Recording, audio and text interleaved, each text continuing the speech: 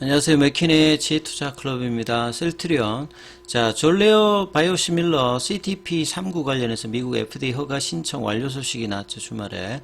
자, 상승이 정권에서 셀트리온 안에서 커버리지를 개시하면서 목표 주가 23만원을 제시했습니다. 자, 오전장의 주가 장중 18만 2,600원대 찍고 흐름 이어지고 있는데요. 이 부분 한번 살펴봐 드리도록 하겠습니다. 시장 전반적인 어떤 흐름들 먼저 좀 살펴봐 드리면, 주말에 마감된 뉴욕 증시 같은 경우에는 엔비디아가 이제 좀 하락을 하면서 다우지수보다는 나스닥 중심으로 하락을 했고요. 필라델피아 반도체 지수가 무려 4% 이제 급락하면서 조금 이제 우려감들이 좀 있었습니다. 그래서 원달러 환율 자체는 금리 인하 관련되는 어떤 기대감이 여전하면서 오늘 3원 20전 정도 하락하는 모습이었죠. 그래서 이제 이런 부분들이 선물 쪽에서는 외국인들 매수, 현물 쪽에서는 크게 지금 흐름이 없습니다. 금요일날 같은 경우가 이제 하고 또 다르게 또 이제 오늘 외국인들 기관들은 코스닥에서는 매도를 좀 보여주고 있죠. 개인들이 이제 금요일날 거래소 코스닥에서 일단 이제 매도를 했던 부분들 다시 코스닥에서는 매수를 해주고 있고, 외국인들은 거래소에서 소폭 매수, 기관들 같은 경우에는 이제 연기금 중심으로 좀 매수가 하면서 크게 지금 수급상에서는 또 지난주와 좀 다른 흐름들을 좀 보여주고 있죠. 그래서 코스피 지수는 2669선 10포인트 정도 빠져서 2669선이고요. 코스닥은 0.89, 0.10% 소폭 하락하는 모습을 보였고요. 자, 코스피는 전체적으로 하락 종목 수가 한 100여 개 이상 많고, 코스닥 같은 경우에는 하락 종목 수가 여기는 한 뭐 7, 80개 정도 많은, 그 종목별로는 좀 차별화가 계속 이제 진행되면서 강력한 어떤 상승보다는 종목별로 이제 순환매와 특정 종목의 어떤 이끌림이 계속 이제 국내에서는 좀 있는 어떤 흐름이죠. 그래서 이제 필라델피아 반도체 지수 엔비디아 영향을 받으면서 하이닉스가 이제 오늘 갭다운 양봉을 해주고 있고, 반도체 소부장 쪽에서는 대부분 좀 하락하는 흐름을 보여주고 있습니다. 자, 2차 전지 쪽에서는 이제 엔캠이 이제 볼린저 밴드 하단 부분에서 강력한 양봉을 일단 형성을 해주고, 전고체 관련되는 레이크 머티리얼즈가 3일 연속으로 강한 흐름들을 보여주고 있죠. 그리고 제약바이오 쪽에서는 HLB 관련주들이 지난주 금요일날 사상 최고가 흐름을 찍고 난 다음에 계열적으로도 순환매가 나오고 있습니다. 그리고 이제 4월달 AACR 관련되는 부분 참석하는 종목들, 그리고 임상 발표했던 뭐 에이프릴 바이오가 자, 오늘도 이제 강한 모습들을 장중에 좀 보였고요. 유한양행, 오스코텍, 한올바이오, 에이빌바이오 이런 어떤 종목들이 하회 모멘텀을 가지고 있는 상황에서 좀 움직여주고 있고요. 근데 셀트리온 같은 경우에는 오늘도 큰 흐름을 보여주고 있지 않습니다. 그래서 삼성전자 차트랑 거의 지금 같은 흐름들 이렇게 지금 나타나고 있는데요. 자, 셀트리온의 분봉을 좀 살펴봐 드리면, 3분봉을 보시면 아침에 이제 18만 2,600원대까지 양봉으로 좀 올라갔다고, 왜냐면 주말에 이제 이 졸려 관련되는 CTP39 관련해서 미국 품목허가 신청이라든지 상상인 정권에서 이제 종목 커버리지를 게시하면서 목표주가 23만원대 이야기를 하면서 계속 이제 나오는 리포트는 나쁘지 않고 좋습니다만, 자, 이런 부분들이 주가에서는 여전히 좀 부진한 흐름을 이어가고 있고, 셀트리온 제약 같은 경우도 1.5% 좀 하락을 해주고 있죠. 수급 흐름들을 살펴보면 셀트리온 쪽으로 이제 이 부분을 조금 보면요, 장중에 프로그램이 매도가 나오고 있고 외국계 쪽에서는 소폭 매수, 금요일에 이제 양매수와 프로그램 같은 흐름들은 나오고 있지는 않습니다. 현물 관련되는 부분에서는 UBS, JP모건, CT 이쪽에서 매수세가 조금 견조하게 들어오고는 있어요. 그리고 이제 자사주 매입 관련되는 부분들을 장중에 보게 되면 지금 자사주 매입 4일차죠. 자, 오늘도 장중 신청이 85,000주고 체결은 오전에 이제 거의 안 되고 있습니다.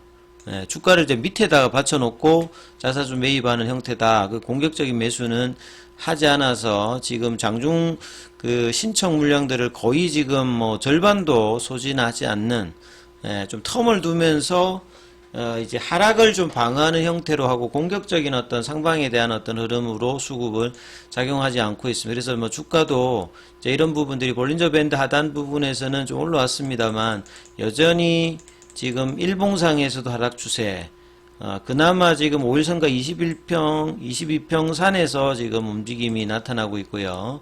자, 추세는 일봉이 하락, 주봉도 하락 추세, 월봉만 지금 상승 추세가 있는 상태에서 4개월 정도 진행되고 있는데 1월 달에 이제 연봉의 시가 라인이죠. 24만원대 여기를 이제 회복을 해야 주가가 이제 본격적인 어떤 장기적인 목표 25만원대, 30만원대 흐름을 갈 수 있습니다만 계속 이제 부진한 흐름을 1월 초의 가격 조정과 한 달 넘게 지금 플랫형 조정을 계속 이제 보여주는 흐름으로 주가가 형성되고 있죠.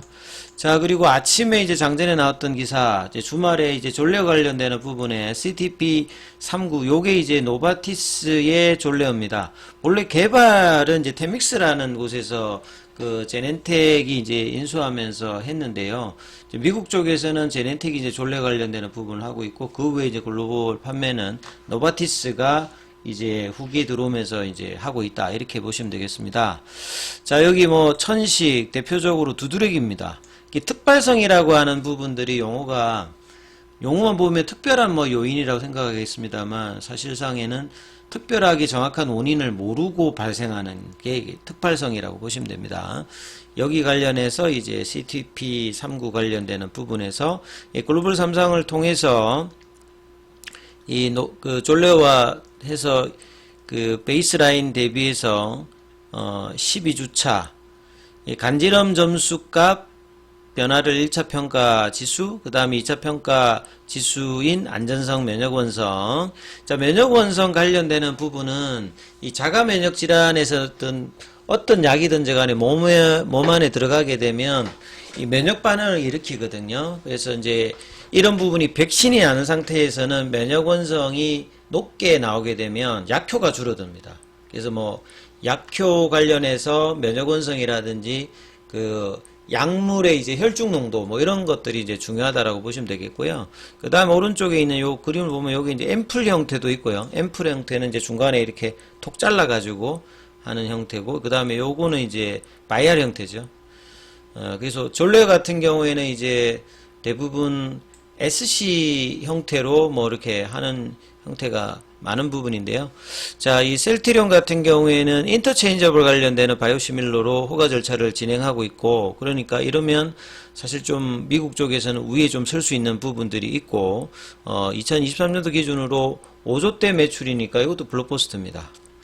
그리고 물질 특허는 이미 만료되었습니다만 특허 여러 가지가 있어요. 물질 특허도 있고 제형 특허도 있고 여러 특허 있는데, 제형 특허 쪽에서는 올해 그 유럽에서는 3월달, 그 다음 미국 쪽에서는 내년도 이제 11월달에 만료될 예정입니다. 그래서 셀트리온은 이 졸레어 이 바이오시밀러 쪽에서는 퍼스트 무버 관련되는 부분으로 기대감을 좀 가지고 있는 상태다, 이렇게 보시면 될 것 같고요. 그 관련된 기사들이 나와 있고, 최근에 이제 4분기 실적 발표 이후에 리포터가 많이 나왔어요.